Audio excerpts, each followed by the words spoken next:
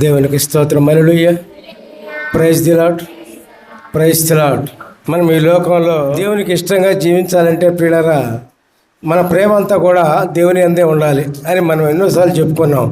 దేవుని ప్రేమిస్తే ఎవరిని ఏ విధంగా ఎట్లా ప్రేమిస్తామో, కుటుంబ సభ్యులను ఎట్లా ప్రేమిస్తామో అవన్నీ కూడా మనకు అర్థం అవుతాయి. దేవుణ్ణి ప్రేమించకపోతే అవన్నీ కూడా ఏం మనకు అర్థం కావు. ఏదో జీవిస్తాం, బతుకుతాం, ఉంటాం, తింటాం, అంతేగాని మన జీవితంలో ఏ విధంగా ఎవరిని ఎట్లా ప్రేమించాలో తెలియాలంటే దేవుణ్ణి అధికంగా ప్రేమించాలి. అర్థమైందిగా? దేవునికి స్తోత్రం. హల్లెలూయా. Praise the Lord. మరి ఈ లోకంలో దేవుణ్ణి ప్రేమించే వాళ్ళు మరి దేవుని పని చేస్తారు, దేవుడి కార్యాలు చేస్తారు, దేవుడు చెప్పింది చేస్తారు. అబ్రహం అంటే కదా, దేవుడు చెప్పింది చేశాడు అంతే. ఆ విధంగా చేయాలి. అట్లాగే ఒక అంశం గురించి మనం ఈరోజు వివరించుకుందాం. దేవునికి స్తోత్రం. హల్లెలూయా. Praise the Lord. Praise the Lord.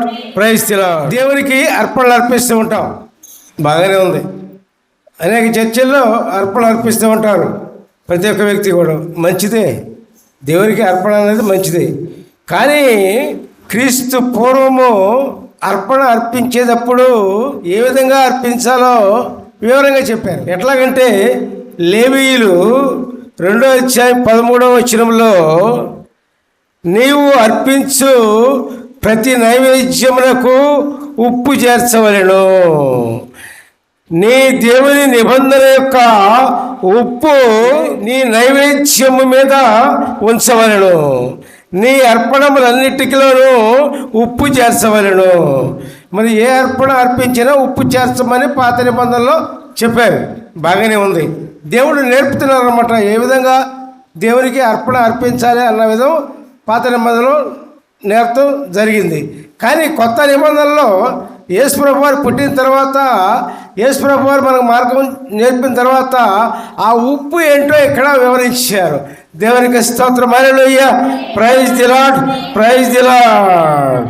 మరి మత్తయి 5వ అధ్యాయము 23, 24 వచనాల్లో, కావున నీవు బలిపీఠం వద్ద అర్పణము అర్పించుచుండగా నీ సహోదరునికి విరోధం ఏమైనా ఉందని అక్కడ నీకు జ్ఞాపకం వచ్చిన పక్షమున అక్కడ బలిపీఠం ఎదుటనే నీ అర్పణ విడిచిపెట్టి మొదట వెళ్ళి నీ సహోదరునితో సమాధానపడము, అటు తర్వాత వచ్చి నీ అర్పణము అర్పించము.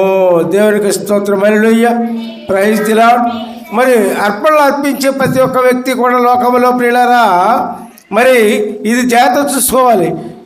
ఏంటది సమాధానం ఎవరితో నన్న ఇంటి దగ్గర పోట్లాడు కానీ, బయట వాళ్ళతో పోట్లాడు కానీ, కక్షతో కానీ, ఈర్ష్తో కానీ, పగతో కానీ ఇవన్నీ ఉన్నట్లు ఉండి అర్పణ అర్పించారనుకో, అది దేవునికి వెళ్ళదు. అంటే దాని అర్థం ఏంటి? ఉప్పు అన్న దానికి అర్థమైంది అక్కడ సమాధానము. దేవునికి స్తోత్రం. నీ అర్పణ దేవునికి సమాధానకరంగా అర్పించాలి. సమాధానం లేకుండా నీ అర్పణ అర్పించితే ప్రియులారా, అది దేవుని దగ్గర చేరదు.